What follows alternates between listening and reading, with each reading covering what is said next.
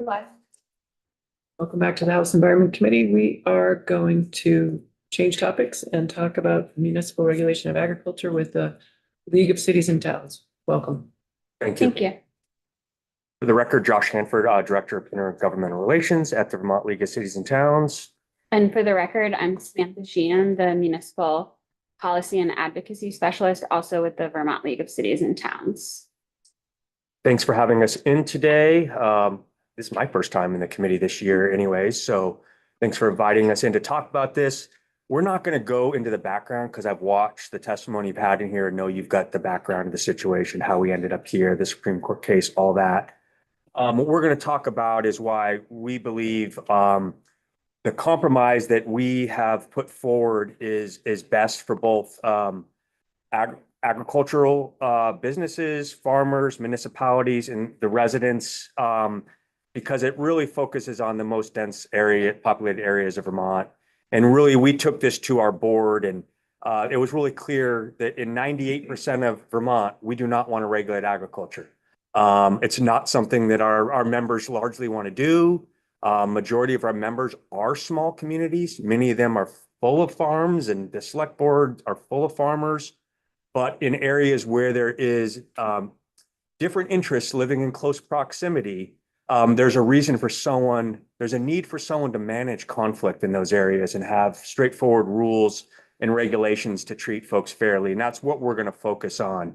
The reality that with Act 181, the density that's occurring in Tier 1 areas and the connection to Act 250 exemption for most everyone in some of these dense areas creates a situation where someone has to call balls and strikes and deal with land use regulation and have that authority. And that's really what's at the heart of our proposal.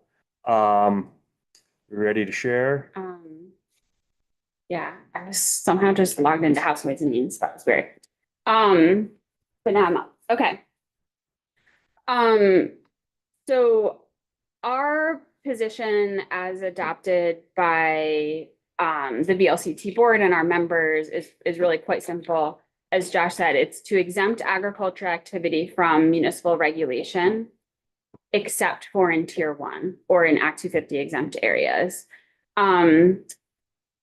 The creation of these areas is an ongoing process under Act 181. But I think for this conversation, it's important to know a few things. One is that the current projected eligible area that could be Act 250 exempt fully or partially in Tier 1A or 1B is currently projected at 2.1%. By county or by regional planning commission region, that varies widely. So a sort of maximum of 11% in Chittenden County could be Tier 1. So 11% of all of Chittenden County could be Tier 1, as opposed to the Northeast Kingdom where it will be 0.5% or less that would just be eligible. We are in a very intensive local, regional, and statewide process to create these areas right now that officially began with the first regional map submitted to the LURB in December and is planned to continue until December of this year. So this is a live mapping and planning process that's happening in towns and regions across the state. And regardless of whether or not a municipality chooses to opt for Tier 1 status, and whether or not that status is approved, and whether or not within that area they choose to use some regulatory authority against farms or not, it will be true because of the Home Act that in these areas on water and sewer lines where we have existing municipal infrastructure and where our former designated areas existed, that these places are already zoned for a high level of density. So they're already zoned at 20 units per acre. There's already required bonuses for affordable housing developments. Municipalities have already been required in state law to decrease parking minimum requirements and other preemptions in state law that have passed over the last couple of years that mean that in these places that are our villages and our village areas and our downtown centers, for the next 50 years, when there are opportunities for redevelopment, there will be an increased density and an increased mixed in uses in these places. So these are places where there are bus stops and civic centers and public parks, but it's also where there's going to be multi-story mixed use commercial and residential apartment buildings built now and in the future because of changes that have already happened in state law and because of local efforts by planning commissions and select boards to create that opportunity for growth in these areas. So the reason we're looking for this balance in the solution where you make sure that farming in tier 2 and tier 3, so the farming in 98% of the state is totally exempt from municipal regulation. We do not want to regulate them for any need or purpose. However, in these dense tier 1 areas where most of the future development is likely to happen and where state and local government agrees it should happen, we believe it's really important to have some municipal regulatory authority apply, is because we need to meet our housing targets that have been adopted at the local level and required by the state, is in order to reduce conflict between farms and farming activities and other types of neighbors, which could be residential neighbors, but also could be laundromats and tire shops and, you know, any other type of use that happens in these districts. It's also because these are the existing places where we have the most public investment and public infrastructure in systems like water and sewer. And because under Act 181, which creates these tier 1 areas and makes the opportunity for Act 250 relief, or it removes the duplicative local and state regulations there, the local community has to first go through this public citizen-led, very long, intensive process to create its plan for growth for these areas. And then that plan for growth has to be approved at a regional and at a state level and against a strict set of criteria in state law. So this is not just sort of the will of one select board that happens to be seated at the time that says, this is what we want our main street to look like. This is actually the result of a robust local, regional, and state planning vision for that community over a much longer period of time. And so we think that, just simply put, in these areas, the municipality needs the ability to call balls and strikes, to say, this is the regulation that applies and is most important, and why. That's important for traffic safety. It's important to reduce conflict. It's important to ensure compatible land uses between one neighboring parcel and another.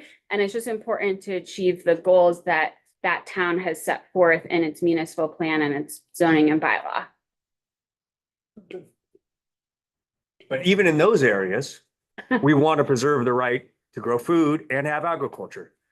And our proposal puts that in the strongest section of municipal zoning that prohibits the functional use of prohibiting those activities, right in line with other institutions that we value in Vermont, that we need, schools, hospitals, fire departments, emergency shelters.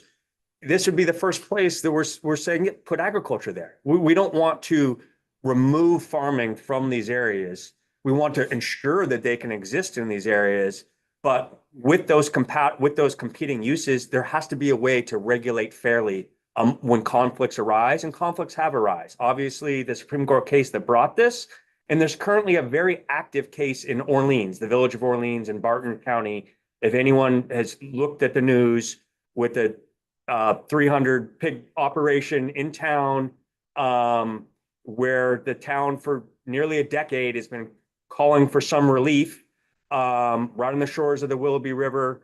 And that is the only town we're aware of since the Supreme Court case that is enacted zoning to try to have some regulation to bring some relief to those residents around the farm in question here, which is largely affordable senior housing. There's brownfields on the site. There's some very serious issues going on that really, I believe, fall into environmental justice aspect that no one has been able to address until now. The municipal zoning laws are able to try to address that. The zoning administrator from the town of Barton would be willing to speak to you about that. It's currently in a court case right now. They don't have a hearing until August is the next case. But these are the type of situations in places where there's dense competing uses that someone needs to be able to resolve, because they've violated no Department of Agency of Agriculture rules, but there's clearly conflict going on and issues. And that's the type of area that is dense enough and has competing uses that some municipal land use regulation could help bring some relief and call balls and strikes and treat all property owners that are impacted by whatever business is going on in that zone fairly.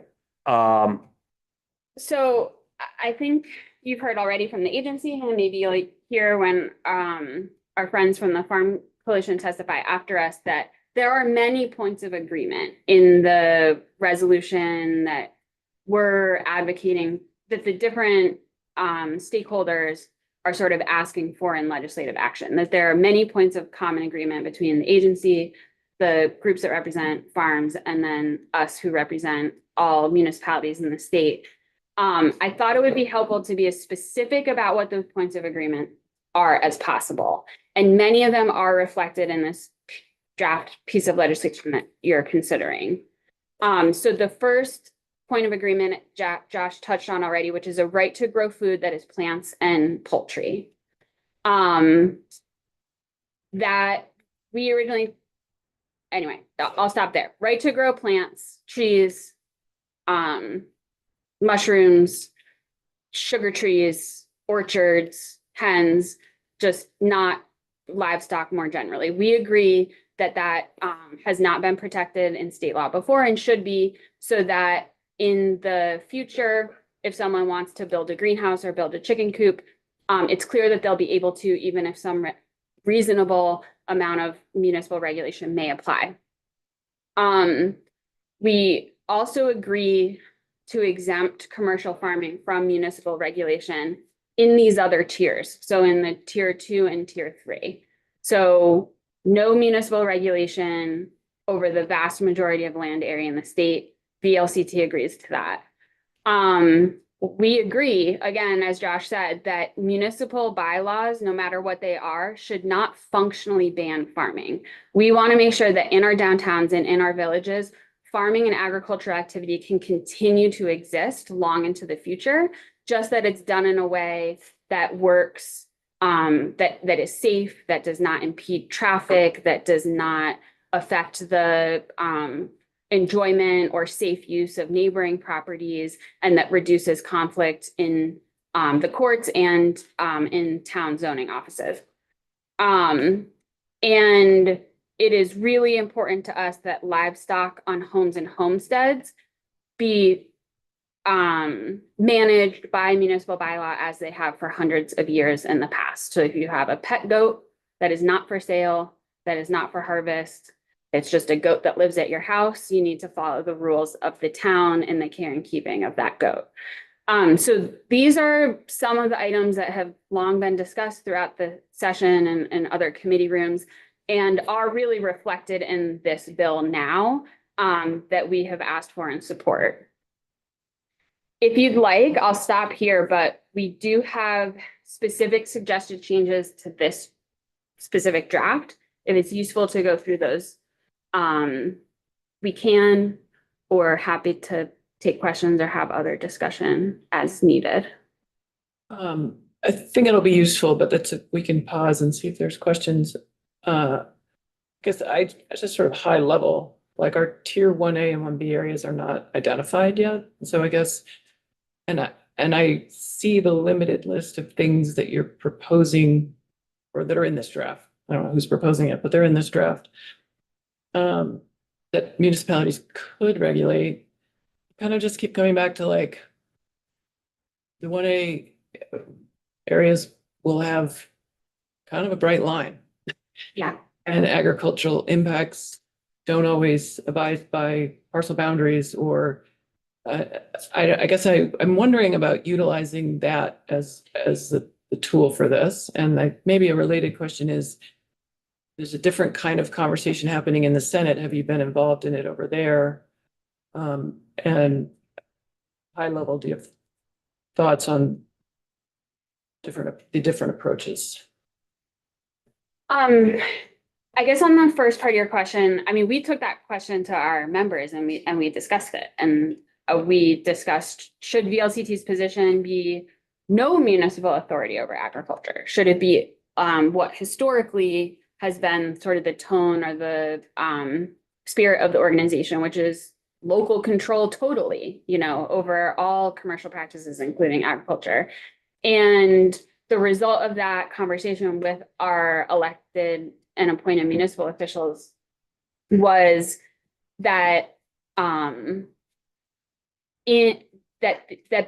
because of it may be true that tier 1A and tier 1B is not the best bright line to draw for agriculture, but it is the reality that local officials are in now. Act 181 is passed. We are moving to location-based jurisdiction of Act 250. The future land use areas are being mapped by the RPCs, and there will be costs and benefits to each municipality depending on how it uses that land use planning system in the future to create these opportunities.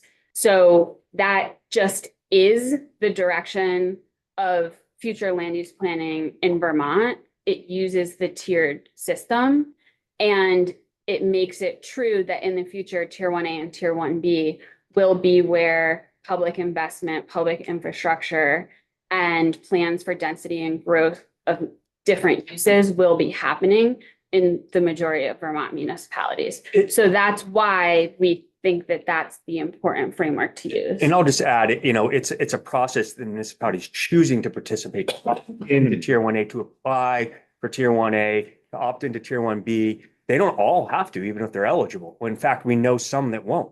Well, then they've chosen, just like those municipalities that choose not to adopt zoning and bylaws, to not have this new authority. That's another point here. The 109 municipalities that don't have any zoning or bylaws won't be able to regulate farming at all in those communities because they've chosen not to have a land use regulatory regime that's fair and people all know the rules and to plan by. That's their choice. You know, there's been some comments about what is this going to do to the cases that exist now, the case in you know, the city of Essex Junction in a very dense residential neighborhood, or this village of Orleans and Bartlett, another dense village, more rural setting though. And I think the Senate's proposal, we don't believe addresses any of those. It would leave both, it would either undermine both of those legal efforts and allow no opportunity what the Agency of Agriculture presented to deal with those issues, because the farm in Orleans is an active RAP regulated farm, more than 4 acres. For their rules, it's not being corrected any way, shape, or form, we believe. And then the duck farm effort, well, you know, perhaps if the dollar amounts were raised, but the egg prices are doubled, then that just changes that factor when you look through how RAPs are either by the total farm sales or by how many animals you have on them. So we don't believe it's solving the conflicts that exist. There isn't a ton, but when they arise, there's got to be a way to solve them. Otherwise, we think the impacts to all agriculture are more negative. You'll continue to have lawsuits. You'll continue to not know what the rules are before you invest in your property in areas where you could see high-rise apartment buildings all around your farm. You don't have any right to object or oppose those because that's the new density allowance. But you believe your farm is exempt from any impact that you might have on the surrounding land uses. It just is going to create increasingly more challenging efforts in these dense areas if we don't have some rules to stand by. Another part in this bill that we think is important to this effort, because we understand farms, agriculture, often the larger ones operate in multiple jurisdictions, multiple municipalities. There's a section in this bill to talk about a model bylaw, to talk about what this looks like. We wholeheartedly support that. We don't want each town reinventing the wheel. We don't want farmers to have to understand in this town, we want to work towards a set of model land use regulations that could be workable and understood for everyone so that it's easier to understand what the rules are. So we support that aspect of the bill. The current Senate committee bill has a lot of other things in it. There's a lot of other work going on and a lot of things that I would say, from what I've heard, are kind of controversial. So I don't know if they're going to separate that, if they're going to move it out, what's going to happen. But this proposal is out of the House committee is much closer to our initial compromise offering to address this issue than what's on the Senate side. So we've been very involved in the conversation in the Senate, and we much prefer the House language at this point. Thank you. How does this approach address Barton's problem? Barton already is enforcing. Okay. But without, if we go back to the previous, municipalities don't have a right to regulate, the way this bill as it's being drafted would reset the bar. Barton Village will be a 1B area if they choose. And then they would choose to have those authorities to regulate agriculture among other in the village area that is currently mapped for tier 1B. And would these things in this draft, would maybe your changes address their issues? Yeah, so in one specific case, the so-called sort of grandfather clause or the exemption for existing farms, we agree with that in spirit. We don't like to apply land use regulation retroactively, especially to developed lands and working commercial enterprises, whether they're a farm or not.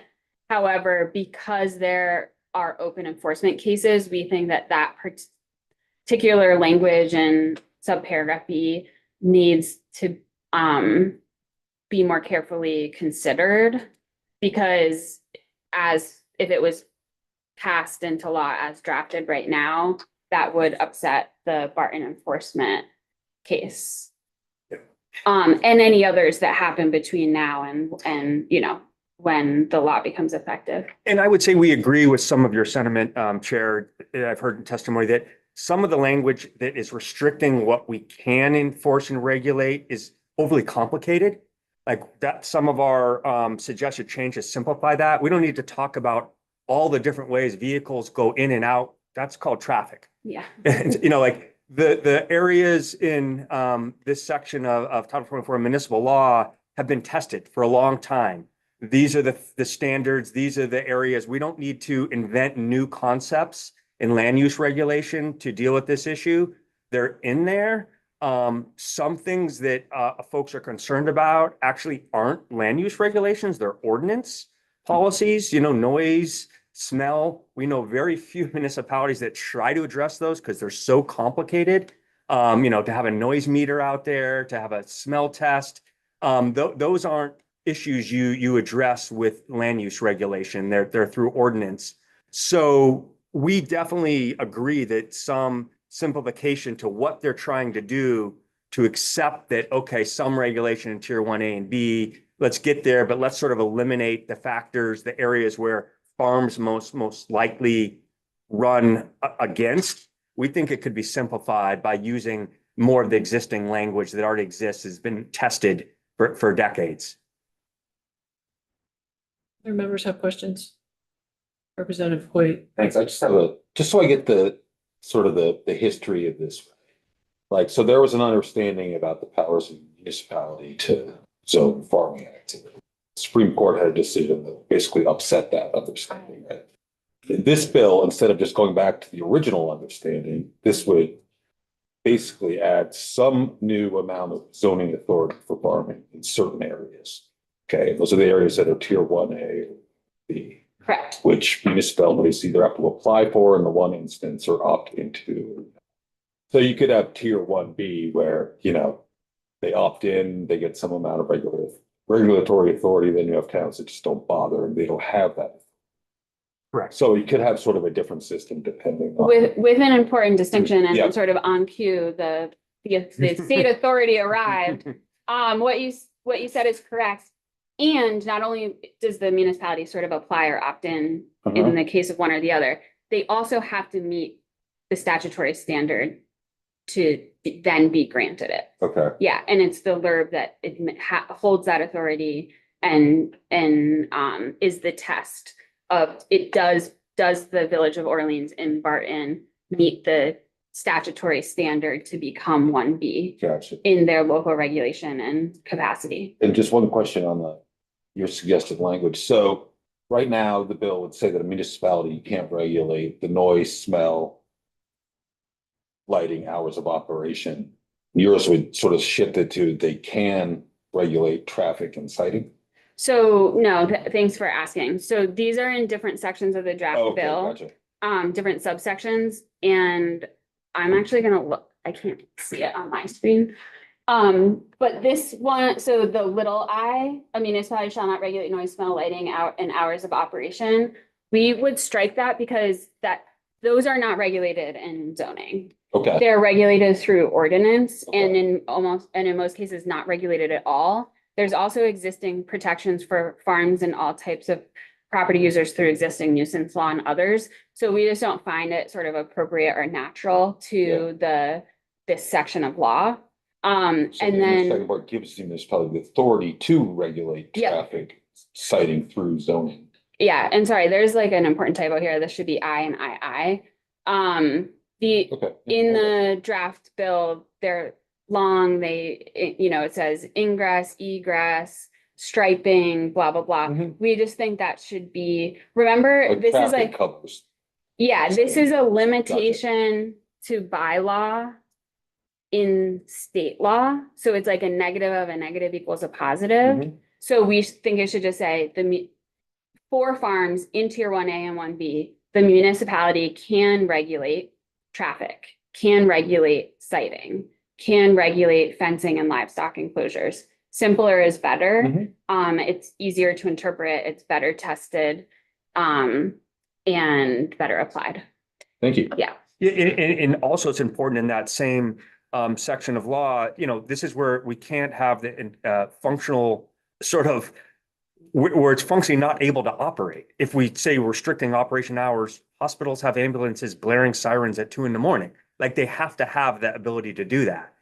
That is the same place we're putting the ability to operate farms. Mhm. Tractors start at 4 a.m. and they're loud, right? But if they're going to be exiting and entering a busy intersection where there's also school buses coming in and out, we might suggest that they exit on the back.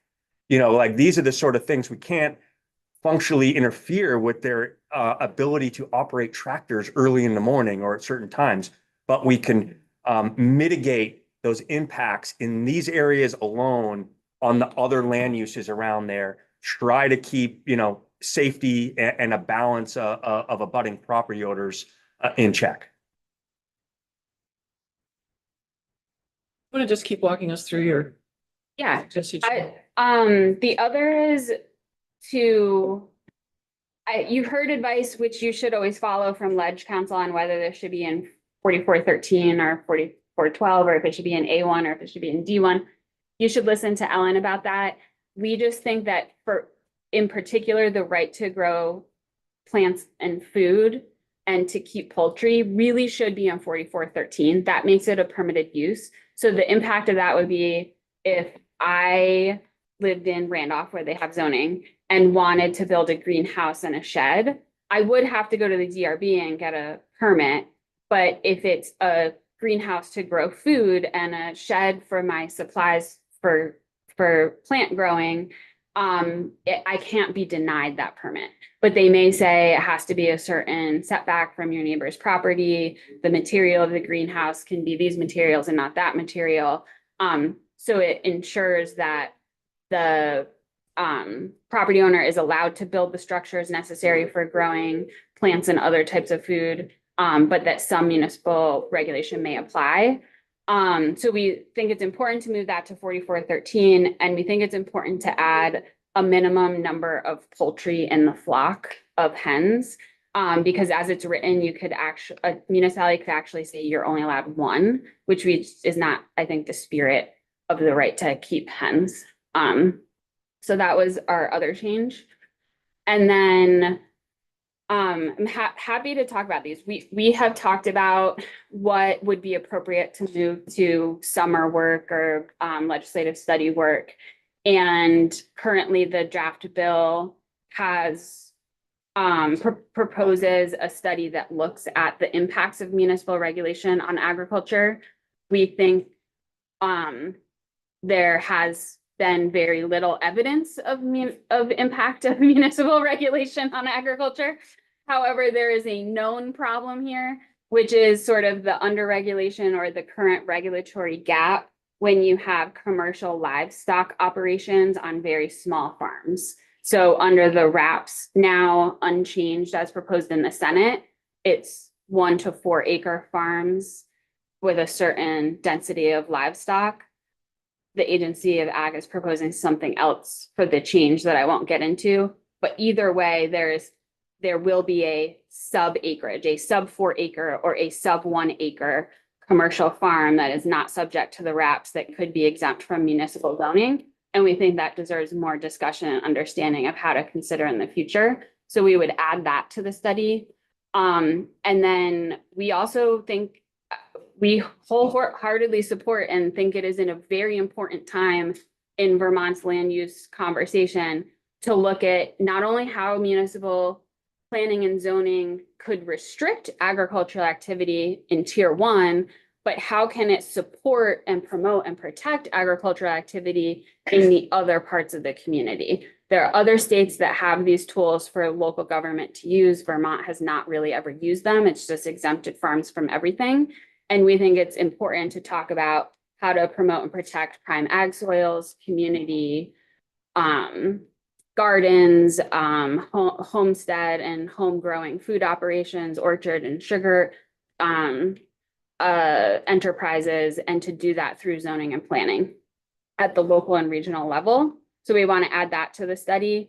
And then finally, we represent municipal planners and municipal officials, but planning is a profession. And we think if we're talking about the application of municipal regulation at all, it's really important not only to have someone from VAPTA, which are generally the RPC planners, but to have a Vermont municipal planner that's on staff at a municipality. Ideally, maybe one that has existing zoning that applies to some agricultural activities, and to also have a zoning and permitting official who has already undoubtedly navigated these questions with farmers in their community in the past and will in the future. And we think it's important they participate in this study work. And you're taking these to the ag committee too, I assume. We've discussed with the ag committee substantially over the session. Not this specific, These new, these 2 slides are new based off of the new the language. draft that came out yesterday. Yeah. You know, I guess big picture, so the concept that we're pursuing here is not unlike other states that are strong agricultural states that have protections, but yet allow regulation. It's different zone within city limits, within whatever their boundaries are in these states, and then not have the ability to regulate outside of those areas. It feels like this is not exactly the same, but is moving to that more common approach across the country, particularly in other strong agricultural states. You need to thank you for your testimony. And we may have more questions for you. Great, thank you. Thank you. Hey, Kempner.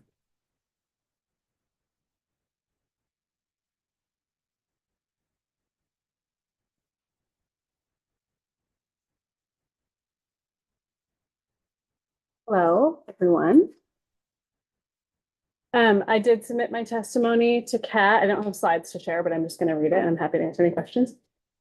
Thank you, Chair Sheldon and committee members for taking the time to hear my testimony today regarding the municipal exemption for agriculture and the bill put forward by your colleagues in the House Agriculture, Food Resiliency and Forestry Committee. My name is Maddie Kempner and I'm the policy director at the Northeast Organic Farming Association of Vermont, or NOFA. A little bit of background on NOFA for folks who might not be familiar. NOFA was founded in Putney, Vermont in 1971. and is now one of the oldest organic farming associations in the United States. Today, we have 2,500 members, nearly 40 staff around the state, and we are directed by a majority farmer board. Our vision is of a future wherein Vermont is home to thriving farms and agriculturally rooted communities that support the long-term well-being of the earth and all its people. As such, ensuring that policy decisions made by the legislature are informed by the people most impacted and move us toward viable and diverse farms, food security, and climate resiliency is an essential part of our work. One important way to support the success of our farms is to ensure that they can operate under a clear and consistent regulatory framework informed by agricultural expertise and with broader community well-being in mind. Following the Supreme Court decision last May regarding Taft Street, NOFA Vermont has been working with a diverse group of our partner organizations toward reinstating the long-standing precedent that farming is regulated by the Agency of Agriculture, Food and Markets, and not by municipalities who generally lack the interest, capacity, and expertise to do so. Testimony from Legislative Council this session has made it clear that this decision by the Supreme Court was based on an incomplete understanding of legislative intent regarding the regulation of farms, and we seek to remedy that through this bill. In addition to working with other farming and land access organizations, we have also worked diligently to find consensus with the agency itself, as well as with the League of Cities and Towns. And much of that work is clearly reflected in the draft bill you're considering today. We believe the draft bill in its current form comes very close to striking the right balance of providing a clear and consistent regulatory framework for farms statewide under the Agency of Agriculture, Food and Markets, while allowing limited and appropriate municipal authority over issues of public safety in more densely populated areas. The draft as written also protects Vermonters' ability to grow their own food in the form of plants, mushrooms, and poultry, which we believe is a basic but important step toward bolstering food security in the face of a changing climate and an increasingly consolidated and corporatized food system. While there are still some changes we would like to see to the language, we are asking for your support of the draft bill as written so we can continue to move this work forward in the second half of the session. That said, I do want to make an important point of clarification regarding livestock under 4 acres or otherwise outside of the parameters of the required agricultural practices. I think you've heard now that this is a clear, remaining gap in the existing regulatory framework currently. And the current version of this bill defaults to leaving municipalities with the authority to regulate livestock through bylaws and ordinances when the property is not a commercial farm. I do want to say you heard Steve Collier from the Agency of Agriculture yesterday say that some farming groups want people raising livestock at the homestead scale to be unregulated, which is not accurate. We and our partner organizations have consistently stated we believe it makes sense for the agency to have the authority to regulate operations with livestock, including those under 4 acres, and we're concerned about the current lack of clear and consistent standards and process in those particular cases. We have provided suggested language to the House Agriculture Committee as well as to the Senate Agriculture Committee that we would like to see in Title 24 that would clarify the Agency of Agriculture's responsibility and role in adjudicating instances where enforcement or even simply guidance is needed regarding livestock on properties under 4 acres who are not currently regulated by the RAPs unless they also meet the minimum income threshold. The current version of the bill includes language creating a study committee, as you know, to work more on this, in part because the other parties have so far not been amenable to the language that we've suggested that would provide that clear authority for the agency to conduct enforcement in these cases. The law already clearly directs animal control officers on the local level to consult with the Agency of Agriculture when there are animal welfare concerns. And the legislative language that we are working on would codify a new stocking density requirement in Title 24, which would also allow the agency to develop guidance for animal control officers explicitly expressing stocking density, addressing stocking density and nutrient management considerations. We believe this would be helpful for folks working on the local level, while also being good for the health of the land, for water quality, for neighbors, and the well-being of the animals involved. In lieu of this language, we feel the creation of the study committee as proposed in the current House version is an acceptable compromise to ensure this issue gets addressed. And then in closing, despite this outstanding concern, the bill you're considering represents a significant degree of consensus and collective effort on the part of our organizations, the Agency of Agriculture, the League of Cities and Towns, and your colleagues in the House Agriculture, Food Resiliency, and Forestry Committee. And we are asking for your support of the draft bill as written so we can continue to move this work forward in the second half of the session. Thank you so much for your time, and I'm happy to answer any questions. Thank you for your testimony. I think what I heard Steve Collier say was a lack of capacity at the agency to get into kind of non-RAP regulated farm regulation. I think that's what I heard. But you have language that you've been trying to work on to get consensus on that we haven't seen. Correct. And I'm happy to provide that if it would be of interest to you.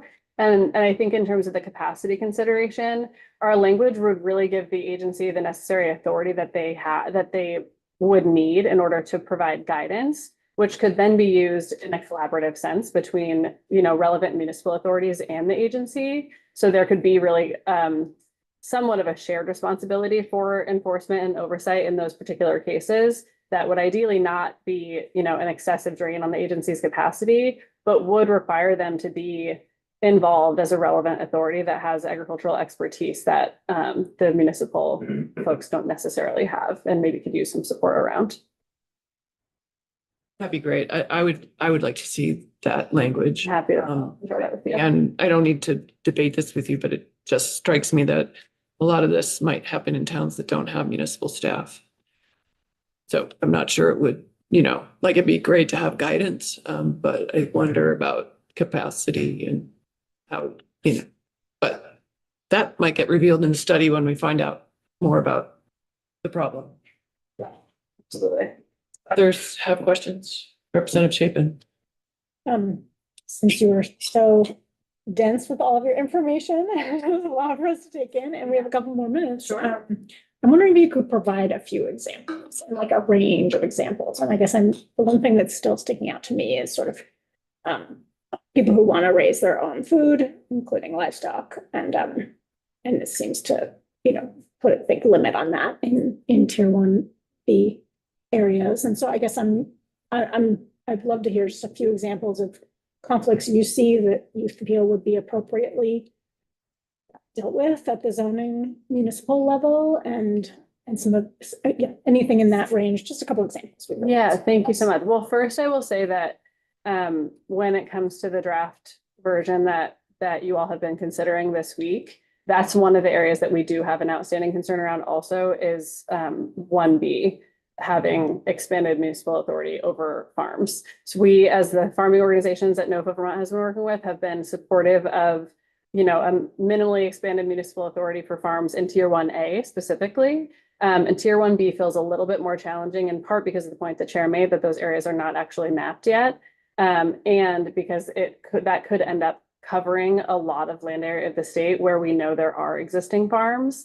And I think I would also just add, in response to the league's testimony that I do have a little bit of pause around regulating farms in the same way that we regulate hospitals. I appreciate the sentiment around not functionally prohibiting, and I'm not sure that would actually, if that would actually functionally stop a town from regulating a farmer from stopping a farmer from driving their tractors at 4 a.m. Because it does feel like a different consideration when you're talking about an ambulance that is saving a life versus a dairy farmer who needs to do their work, sometimes at odd hours. It's not necessarily a matter of life and death, but it could be a matter of business viability. So it feels like that line might be a little bit more gray in cases of farms than hospitals. So that's a little bit of a separate point, but just wanted to respond quickly to that.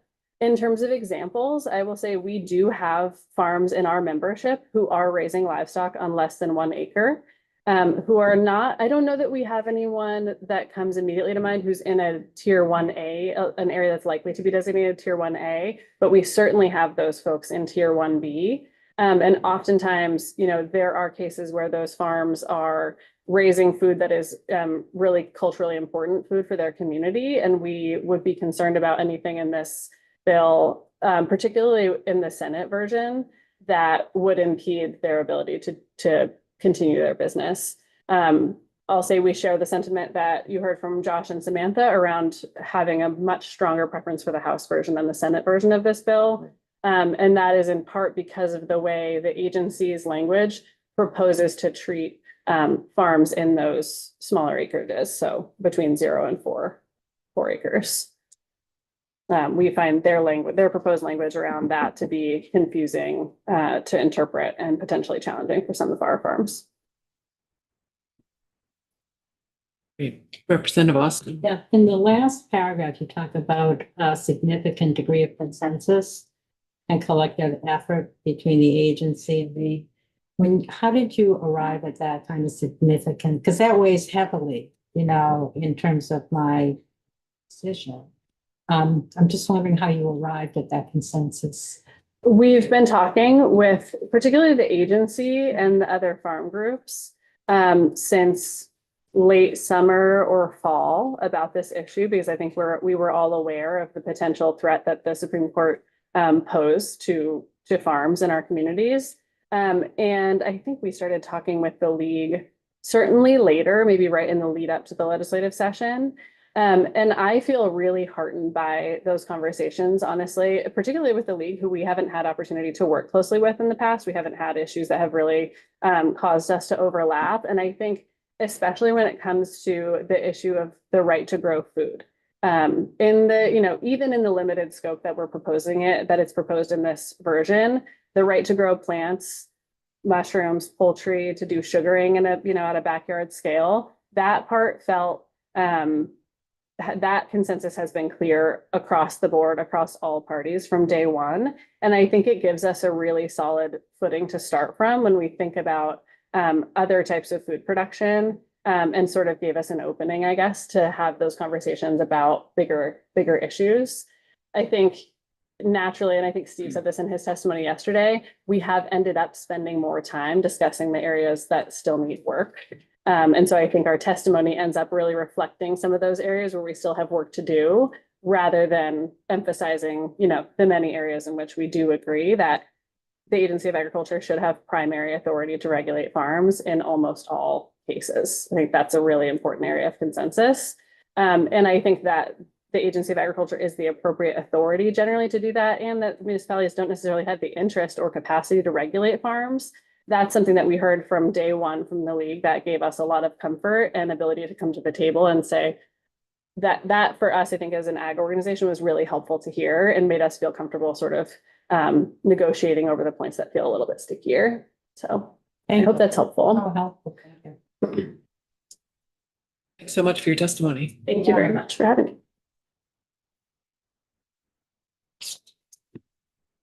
On the same topic, we will invite Peter Gale and Brooke Dingledine.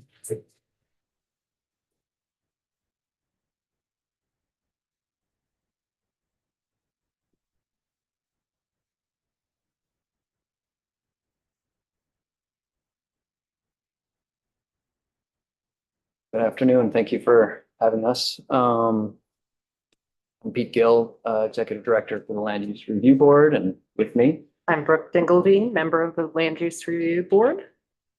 And we were here, asked here to talk about Committee Bill 26772, which I believe you're working on, and also H 727. I think we can be pretty brief, but welcome to answer any questions that the committee might have on either of those. The board doesn't have an official position on the committee bill 772. There is obviously there's discussion within it about utilizing the Tier 1A and Tier 1B areas within it.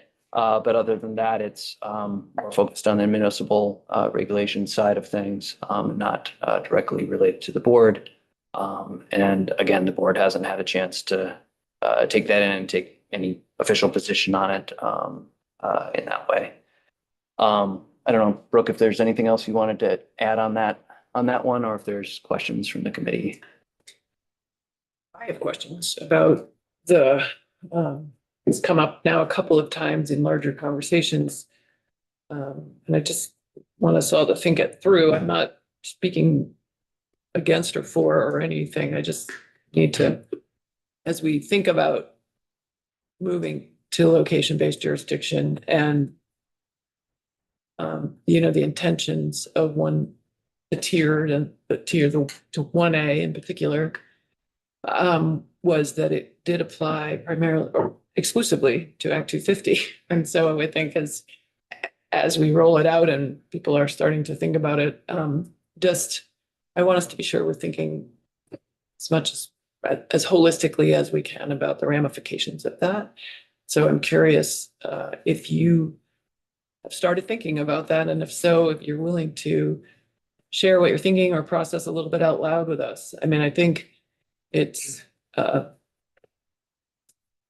Yeah, I just don't know that we were intending it to be used for kind of other environmental regulations, and it's what's come up a couple times now in conversations. I guess I'll jump in just to say, the starting point is Act 250 does not regulate farming below 2,500 feet. So the starting point is for the state regulatory program, we don't have any jurisdiction. In terms of the 1A areas or 1B areas, obviously this is where we're trying to encourage development. And it's assumed and designed to be, more population or density in those areas, i.e. the concern in terms of folks continuing that activity and who's being affected by it. I don't know, as a board that we have not had any specific conversations around this.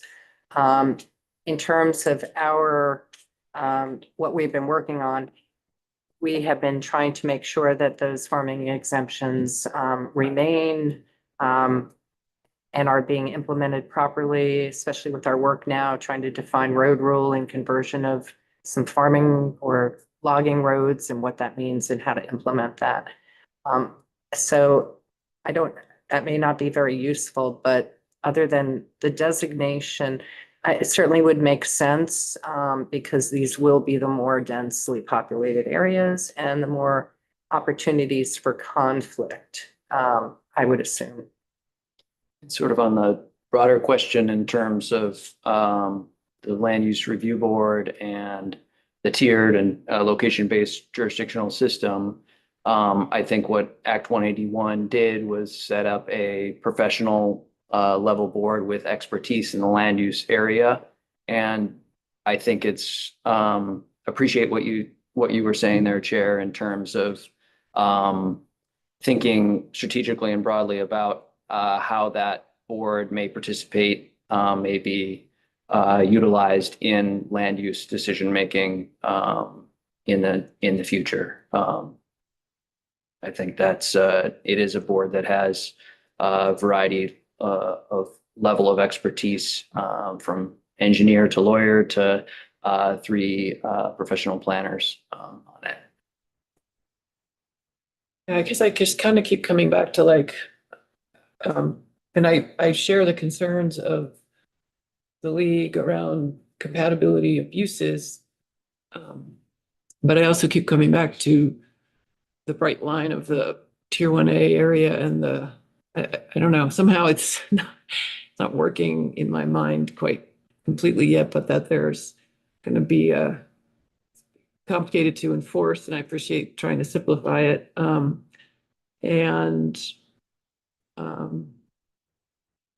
Yeah, I think it could be very confusing for folks out in the world trying to live with it. Representative Chapin. Just to build on this conversation, I guess, I think with a more narrow question, maybe that you could maybe testify to is what are the potential unintended consequences of having a different incentive for towns to request particularly tier 1B status? What if that community is having a major conflict around agricultural activities and they apply for tier 1B status, not really because they want to manage Act 250 permitting, but that they really want this ability, and this could be applied to future uses of these tiers by other regulatory systems. What's the Act 2, from your perspective of managing Act 250 process, what's the potential unintended consequence if a municipality has this ulterior reason to request tier 1B status? Yeah, I think you've brought one up there. Along that same thinking, though, I will say that it has been a challenge just making sure that people understand what the various tiers are and what those mean. And so I understand where you're coming from in terms of broadening that, and then that could layer in additional confusion with those terms and how they're applied. Right, and remember, there's a big difference between 1B and 1A. And again, the premise is that there is municipal regulatory zoning to, when Act 250 goes away, in 1A for everything or 1B for housing. The expectation is that one of the reasons why we're allowing that is because there is robust or satisfactory local regulation, that local zoning aspect. And perhaps there's a condition, when we're looking over 1B applications now, we have the laundry list of, we have to make sure that the zoning regs are up to snuff and flood hazard and all that. And so maybe specifying the specifics about, what regulation is allowed by either 1B or 1A areas. That will establish the standard by which they are allowed, because it's an enabling statute. So you're giving a certain amount of jurisdiction to those already assumed regulatory bodies that are sufficiently staffed and have the right training and background to be able to do the zoning properly. That helps at all. I mean, I look at 1A and 1B as, okay, Act 250 is going away, but only on the condition that there's other regulatory protection at the local level.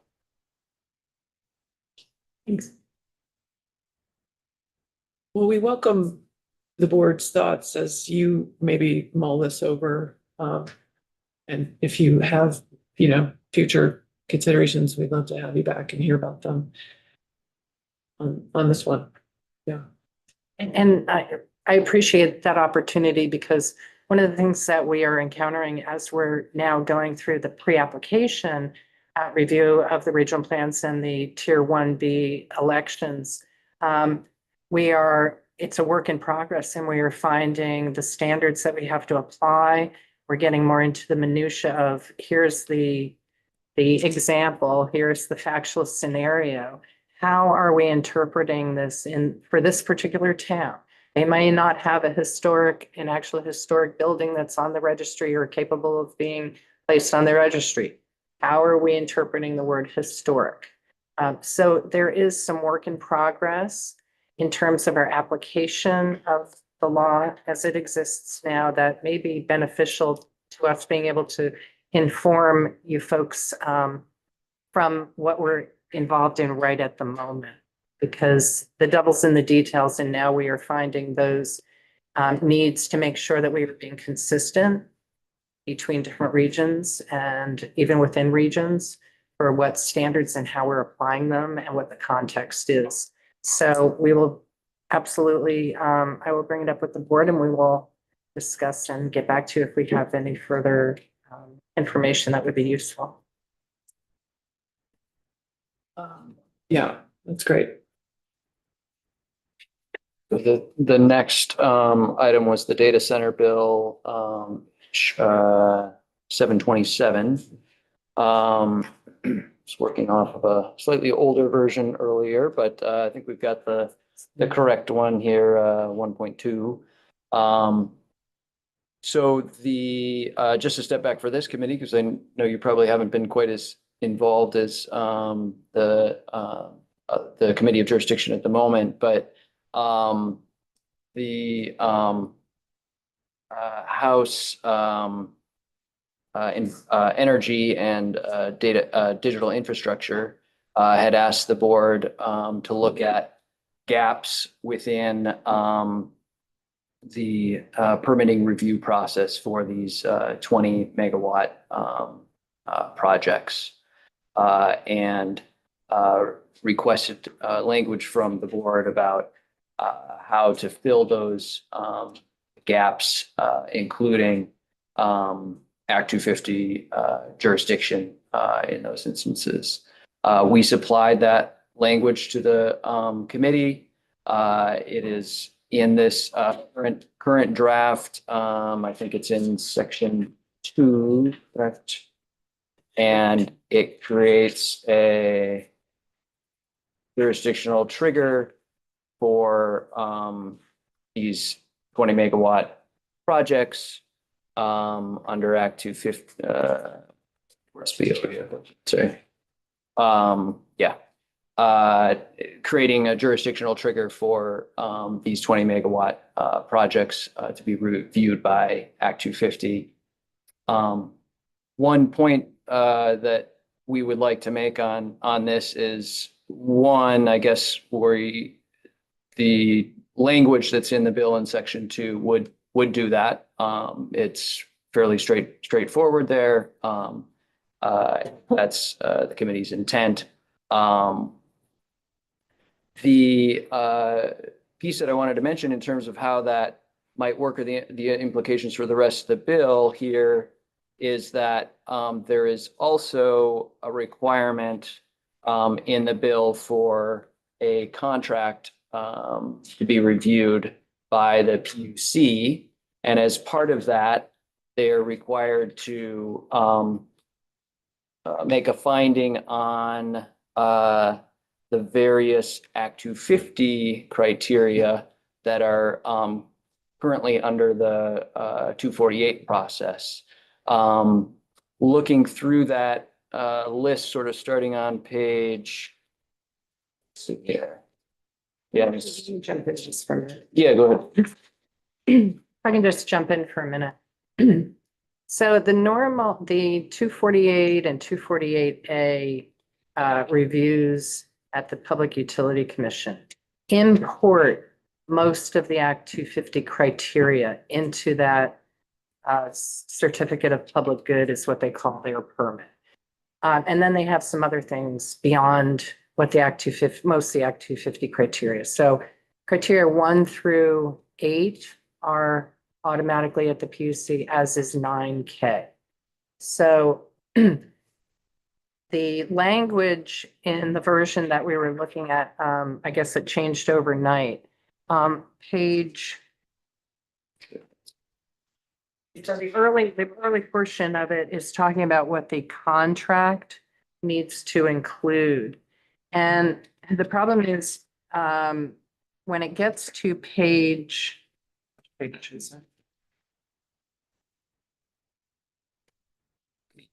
version.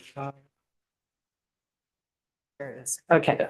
So pages 5 and 6, or page 6, really. What it's doing, it's going down a laundry list of the project can't have these impacts. And so number 3 is will not have an undue adverse effect. And then it has a whole bunch of laundry lists of aesthetics, historic sites, air and water purity, the natural environment, and it even goes on to include section 106086 A1 through 8. That's Act 250. That's the criteria. So what we wanted to alert people to is that this is creating a duplicative review. And if what they're talking about is intending that we want this in the contract, that's one thing, but the language indicates that the commission, before issuing a CPG. I think it's just a timing issue. They put the Act 250, they changed the definition of Act 250 after they'd already put this in. We'll figure out if they're about to take this out. So when we left Digital Infrastructure Committee, Today. Yeah, just We now, talked about this with a them. little while ago, we brought this up. It was very confusing because we didn't have the most recent version. But when we departed, I ran into Greg Faber with the Public Utility Commission, and he had been listening to the testimony and was going to follow up because he was about to testify but couldn't fit in the room with us. And he and I chatted about it, and he is going to drive home that point because he agreed that the way it's written, it's creating a duplicative process, not saying what should be in the contract. We caught that too. And just, yeah, maybe you've got them, but just to highlight, it was number 3, which is the one that Brooke was just quoting. But then as you go through it, it also appears that 6, 8, 9, and 10 also would be a duplicative review under Act 250 criteria that are addressed under each of those. So 6, 8, 9, and 10. And they may not be the precise language that we have in Act 250, but in looking at this, we believe that our existing criteria cover those items that Pete was just mentioning that would also benefit from being eliminated. Do you happen to know if the way that the PUC uses section 248 and 248A, is this mirroring their language, or is this, do you know? I think it is. Yeah. I Yeah, haven't gone well- side by side, but it's pretty similar. Well, Yeah. the number 3 is definitely, I'm familiar with that language. The other numerals 4 all the way down to 12. I don't believe those are from the PUC, but I'm not the authority to tell you about that. Any other thoughts on this bill? Again, the board wasn't requesting additional jurisdiction or anything. It was more looking at the gaps and how to fill that and letting you all as policymakers decide where to do that. And the language that is in that bill would allow for that jurisdiction coverage. I would mention one other thing in that item number 3 on page 6. The language about outstanding resource waters. That is not something that's specifically called out or a criteria per se in Act 250, but the other water criteria we think do cover this. We have, water supplies that you can't adversely impact. We have, the stormwater runoff kinds of protections. So, That's an incorrect citation? I mean, it's sort of. 1424 AD. Yeah, I'm not sure. You can look it up. Yeah, I was not familiar with that language, but we were asked about it by Energy and Digital Infrastructure. And the water resources are covered in criterion 1. Yeah. The outstanding water resources is something that the Agency of Natural Resources is able to designate. I don't think there's a large number of them, but you could ask agency about that. But the important point, as Brooke mentioned, was that would be a subsection of Act 250. It would be encompassed within Act 250 review water criteria. Okay. Questions for Representative Nora? This may be just more for my understanding of the situation than an actual question, but it seems to me the way it's written currently, and it may be duplicative, but are we intending for siting of data centers to be subjected to both the 248/248A process and Act 250? My understanding of the intent of the committee was that it was for different purposes. So there would be 2 separate processes and not a duplication of processes. And that's why we were highlighting that to see that there's a Which duplication. things to address in which the intent is still to have a PUC run 248. Well, they have to do the electrical part of it. Yeah. And then this would be the land use and water and environmental. And so where does siting? Siting falls within the LURP of the. Yeah. Right. Which, What do you mean by siting? siting of the facility. Whether or not a facility is allowed or should be built at a particular location. So we would, under Act 250, we would be able to review as it is proposed by the developer on that particular property. But with limitation, we're not going to be saying in terms of siting on a broader scale, like move to a different property or, choosing a number of different properties or anything like that. It's Act 250 review is what comes in the door towards us as a proposed project, and we review it under those 10 criteria. But you do look at the municipal zoning. Yes, So to look for conformance with zoning, that would be the only place under criterion. whether bidding was appropriate to come up. And I guess one of the reason why. Yeah, that's true. The reason why I asked that Yeah. specifically about siting is because the Act 250 process is the one that is more easily accessible to the general public to raise concerns about something being nearby. And I'm just wondering how much say will neighbors have given that some criteria are allocated to PUC and some to the Act 250 LURB process, how much say are neighbors going to have over the siting of a data center nearby them? In other words, will that siting stuff be, enough of that be within the LURB process so that neighbors will be able to say, look, we don't want this thing here at all? Yeah. Have that actually have effect. Sure, when you refer to siting, I consider that the siting, for the natural environment, all of the criteria under Act 250. So my understanding is that the siting of these data centers will be with the LURB. What stays with the PUC are all the, electrical grid and the interconnection studies that they have to do. And, is this the right location? Or is there upgrades to the infrastructure? And, that they have to demonstrate different things. And I'm not an authority on that area. But that's where I see the line of demarcation. We are the physical environment. This is the norm for Act 250. It's just adding a particular type of project that may not be on a 10-acre parcel to trigger normal Act 250 jurisdiction in a 10-acre town. So those are the holes that we're trying to plug. But there's been a clear determination that the siting of this should be at the LURB, and the PUC keeps all of the technical, electrical, all of that stuff is what I understand how this is being worked. Trying to do that separation out of the various pieces of analysis, to make sure it's under the right jurisdiction. Okay, that I can understand. Yeah, we were just, I was trying to make sure that some of the language that is not the typical language of Act 250, that we have that stuff covered, is what we were just trying to make sure, to ensure that duplicative process wasn't happening.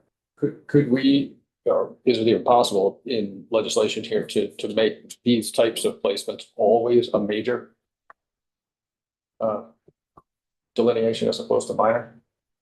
You have the power. Something we can specify that's not something that's like, you're not allowed to say that. Right, because. We don't have a process to do that currently under our law, but we do have a major process and a minor process. And if the legislature so chose to demarcate certain projects would have to go through major process, that would be something that you could choose to do. It seems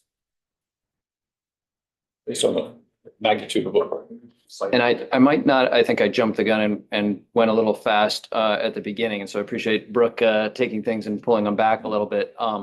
And just to go back on the gaps section, it may be that most data centers would already trigger Act 250 jurisdiction under the current jurisdictional thresholds.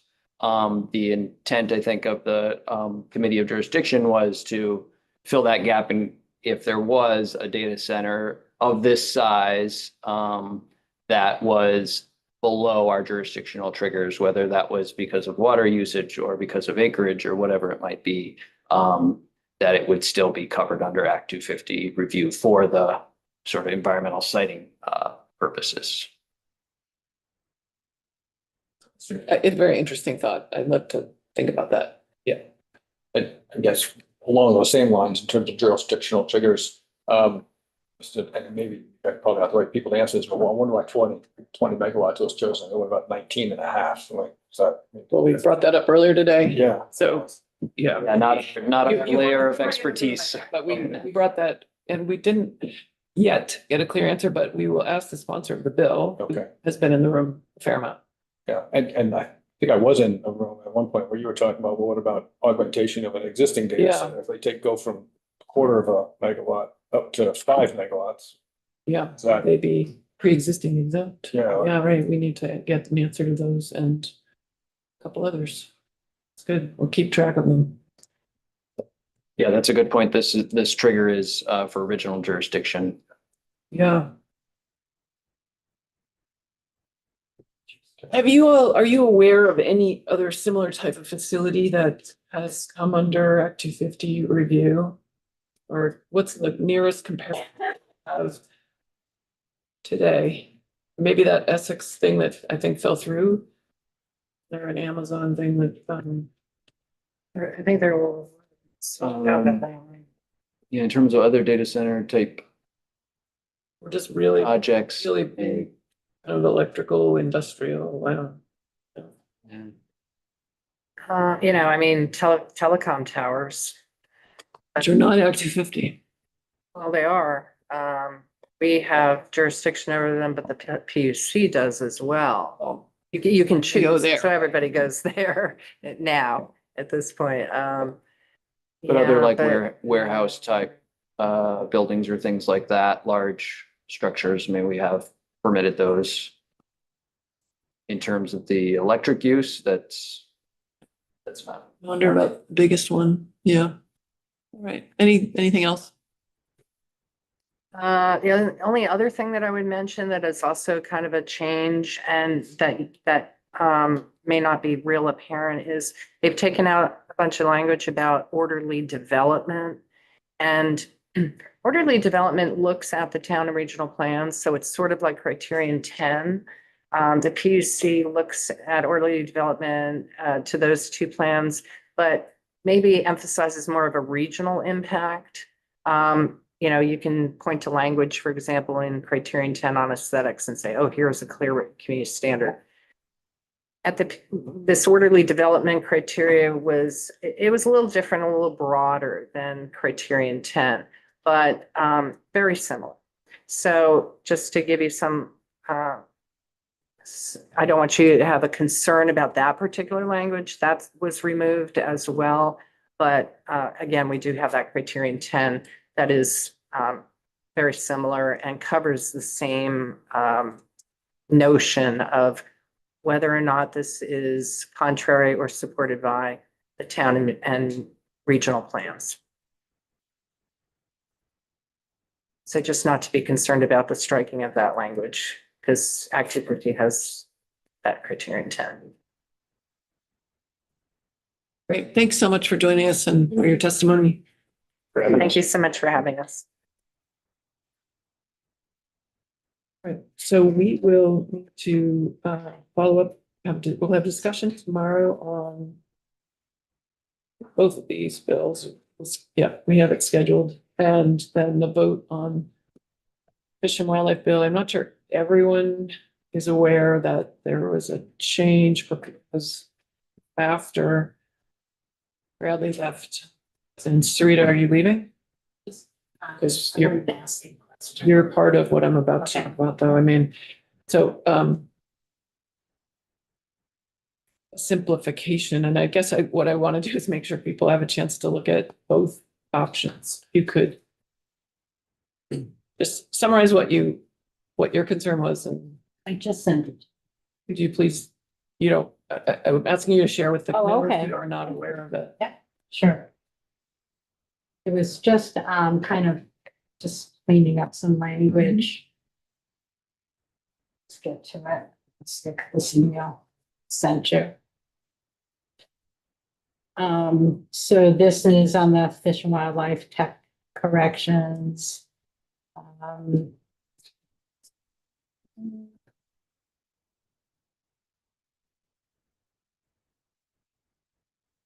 I forwarded it to everybody. Well, the corrections are straight on. Who sent it? I sent it to you. I sent it to all the committee members except Mike's got bounced back. I can't get your phone.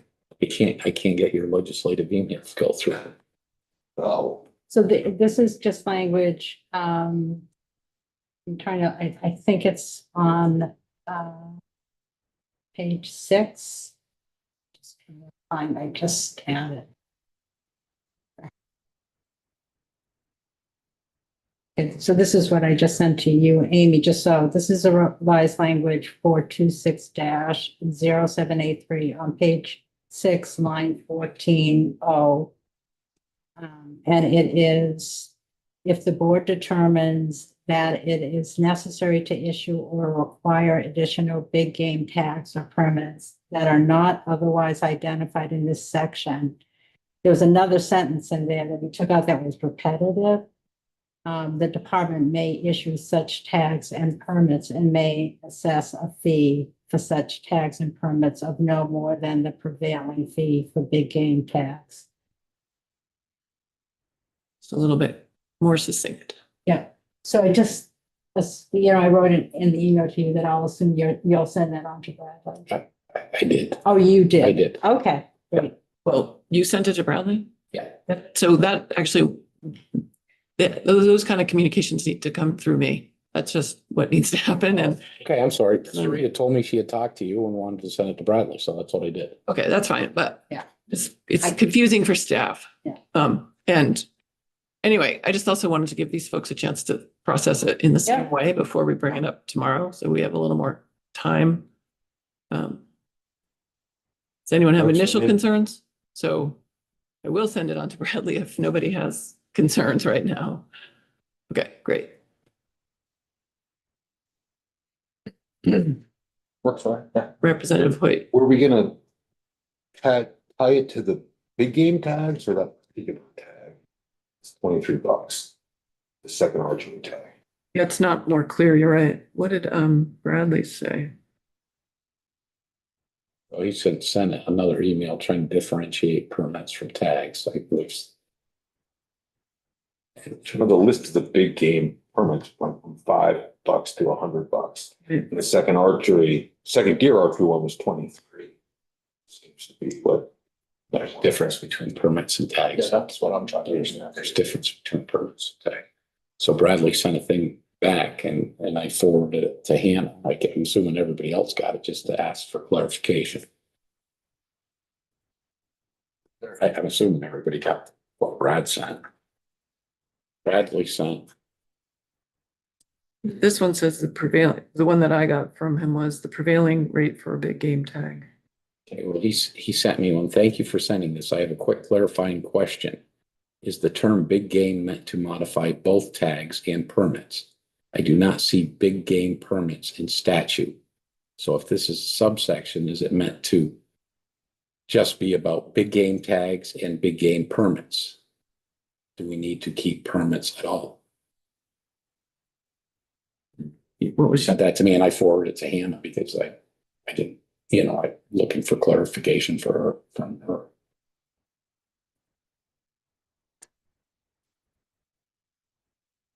Did you hear back from her? Okay. Oh, wait, yes, I'm sorry, it just popped up. To Bradley's question, yes, the term big game is intended to modify both tags and permits. We tend to use the terms tag and permit somewhat interchangeably. For example, the deer management rule refers to both antlerless deer permits and antlerless deer tags. They are the same thing. And 10 VSA 4255 refers to a moose license, but in the moose management rule, we refer exclusively to moose permits. Yeah. We want to include both terms in the proposed language to cover any inconsistent verbiage used by the board in the future. Clear as mud. And Bradley copied on that. That's to him. That is, he sent it to, Hannah just sent it to me. So would you like me to forward both Bradley's and Hannah's? Okay. This is why the communications are, anyway, let's try and keep it simple. All right. So everyone who's here at least is alerted. We should let Kate and Christy know and try to get it clear with Bradley. And with that, we will adjourn for the afternoon. I will do that.